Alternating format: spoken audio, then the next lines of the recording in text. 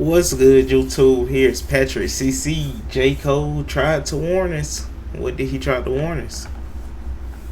What did he try to warn us?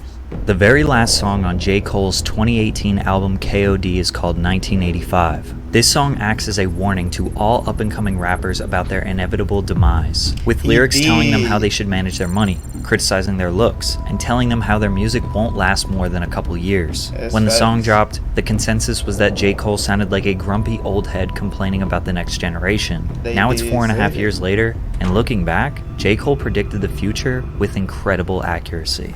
It's important to note that the 1985 record probably would never have been made if Lil Pump didn't attack J. Cole first. In early 2017, while Pump was buzzing in the SoundCloud world, he noticed his comment section on social media was flooded with people typing, "Fuck J. Cole." Where is Lil Pump?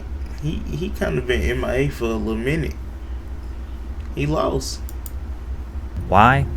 No reason. So Pump ran with it and started trolling J. Cole because it made his fans mad and got his engagement up. The 17-year-old rapper posted a video of him in the studio working on what seemed to be a diss track.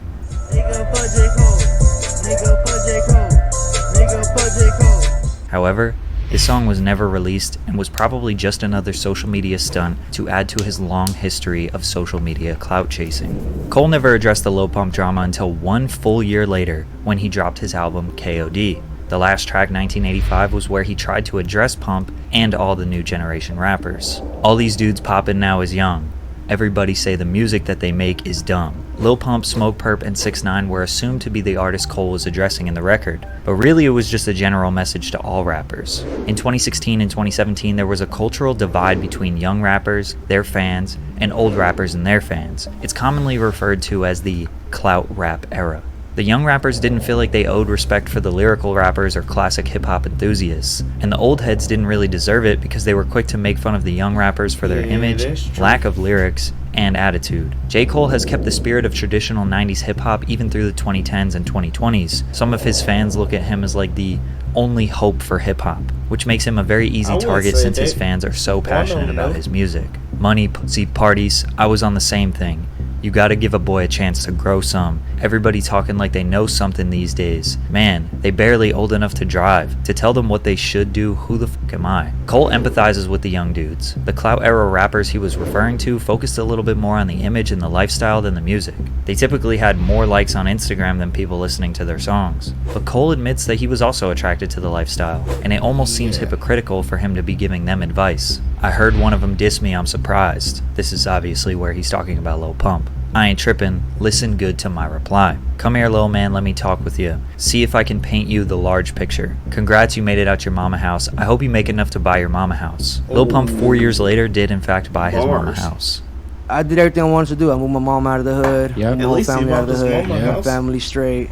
I see your watch icy and your whip foreign. I got some good advice, never quit touring, cause that's the way we eat here in this rap game. Rappers are commonly trapped in really bad contracts where they only receive about 10 to 20% of the revenue earned from album sales and streams, whereas their tours and live performances, they keep everything. So a rapper might sell 500,000 records and make $100,000, or do 4 shows in one weekend and make the same amount. But when you factor in how much time and effort goes into finalizing and releasing an album versus a 30 to 60 minute performance, you realize how much faster and easier that show money is. Lil Pump and 6ix9ine have resorted to doing tours overseas. They still have large fan bases outside of the USA, and they could still make a huge paycheck. But neither of them really ever do shows in the US, probably because the crowds would be much smaller, which would mean less money, and most likely people making fun of them on social media. I hear your music and I know that rap's changed. A bunch of folks would say that's a bad thing, because everything's commercial and it's pop. So Lil Pump kinda like Soulja Boy.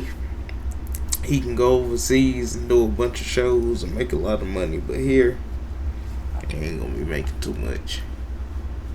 Now, trap drums is the shit that's hot now. See, I've been on a quest for the next wave, but never mind, that was just a segue. He also hints that these artists shouldn't be trend hopping and making music to satisfy the current sound. After Gucci Gang in 2017, Pump struggled to make noise with another record. Esket It, Drug Addicts, Be Like Me, Butterfly Doors. Surprisingly, all these songs did hit the Billboard Hot 100, but faded away faster than ever. Pump undoubtedly had a huge fan base that were eager for him to come up with something fresh, so they would tune into the next song only to realize it sounded exactly like the last one. Plus, people that hated him wanted to see what he was going to do next as well. The same thing could be said for 6ix9ine. Also, it was most likely his legal issues and gang affiliations that ruined his career. His music didn't evolve much, neither did the names of his songs. To be fair though, there is a fine line of sticking with a sound and just making the same song over and over again. As much as people hate on DaBaby, musically he achieved a lot of success by making very similar sounding music for 3 years straight, but who am I kidding? Today it's not looking so good for him either.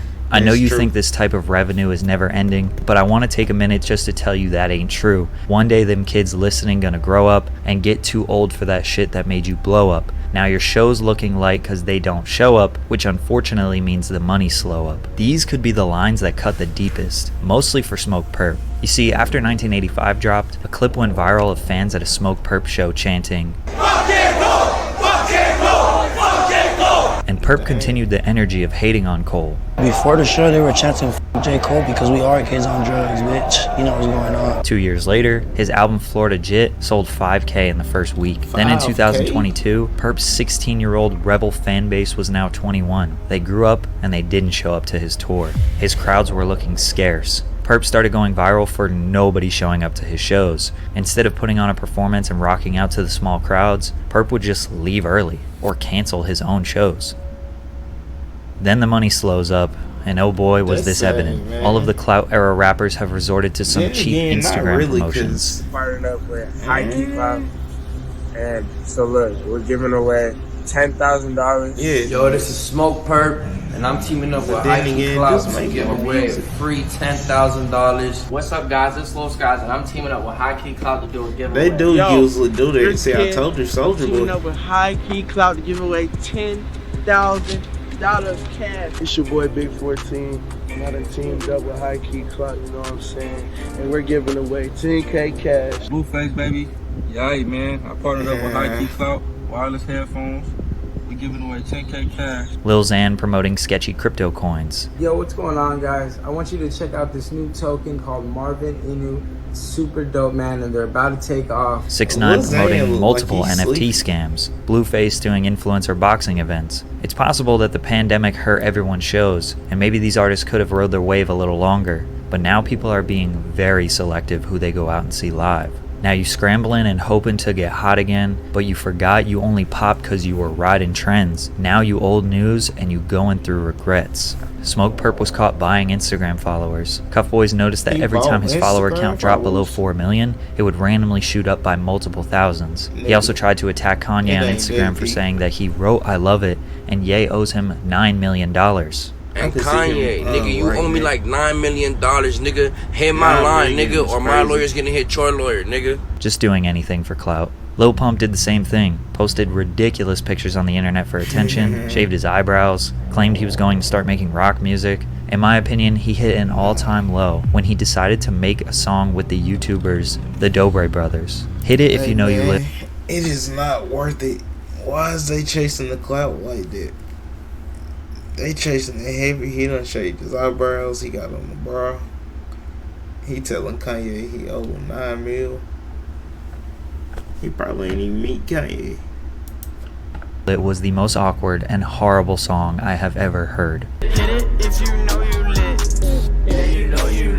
Pump visibly looked like he hated himself for doing the music video. Then he managed to get some attention when Trump called him Little Pimp. One of the big superstars of the world, Little Pimp. Sure, he could have genuinely been a supporter, even though he tweeted "fuck Trump" during his 2016 run, but that's fine. There's a dual party for a reason. Regardless, it was pretty clear that Lil Pump was scrambling to get hot, and he would lean into whatever was getting him attention, just like the whole reason he said fuck J. Cole in the first place. I'm just telling you what's probably gonna happen when you rapping about the type of shit you rapping about. It's a faster route to the bottom. I wish you good luck. I'm hoping for your sake that you ain't as dumb as you look.